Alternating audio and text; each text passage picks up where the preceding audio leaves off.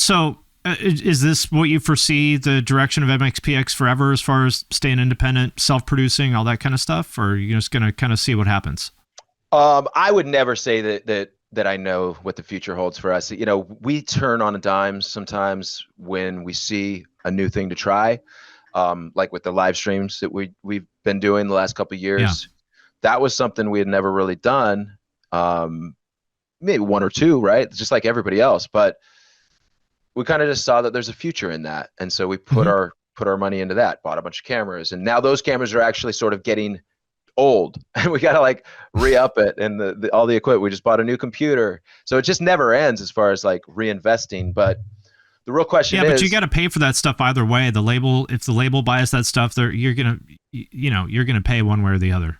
and you're going to pay a big percentage on top of that for Yeah. interest or whatever. But no, I don't think. I think at some point we will partner with people. We will partner with bigger companies than us, because I think the world is moving in a even more monolithic kind of way.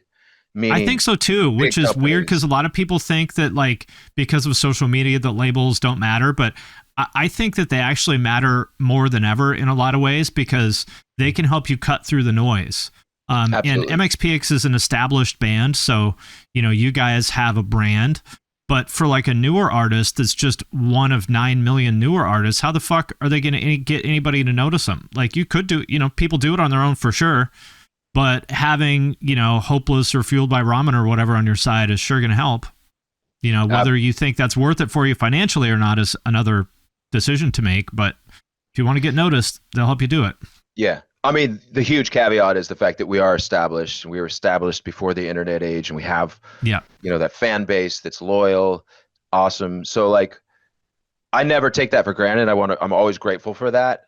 But I do admit it's definitely a different game if you're starting out with no Yep. previous name, no previous, fan base.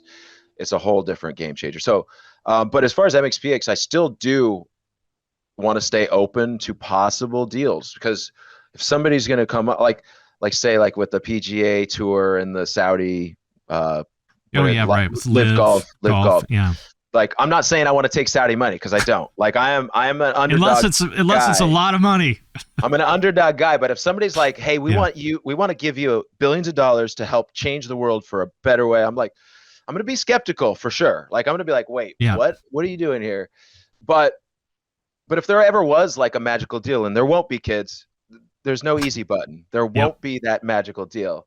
Sure, I'm open to it. But I'm even open to like partnerships. Like, we're just talking to people that are out there. I think that's what it's about. It's about just connecting with a band like MXPX. It's about connecting with other bands that you love, that we love. Sorry, not well. You love too, right?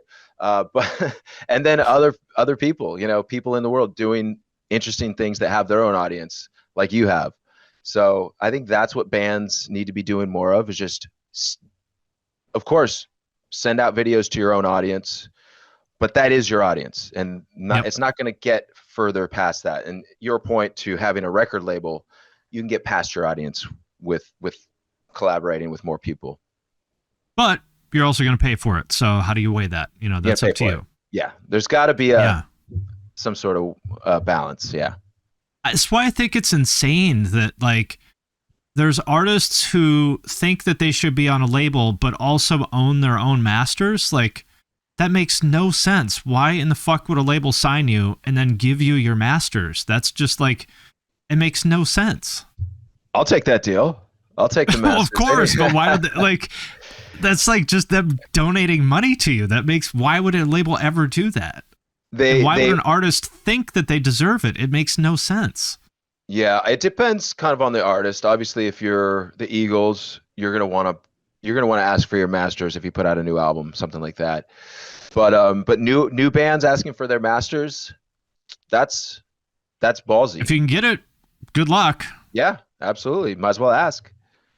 Yeah. It's like Michael Jordan. They're saying that he kind of ruined shoe deals for the newer generation, because he had the 1 or 2% of all Right. sales, which is huge if you're selling Right. as many shoes as he's selling. But if you're like a smaller guy selling, 100,000 shoes, that's nothing, right? Right. So And they're like, well, 1% was good enough for Michael Jordan. Not good Yeah. enough for you? Yeah. Be like, Yeah, no, I you want want more than 20%. Yeah. Right.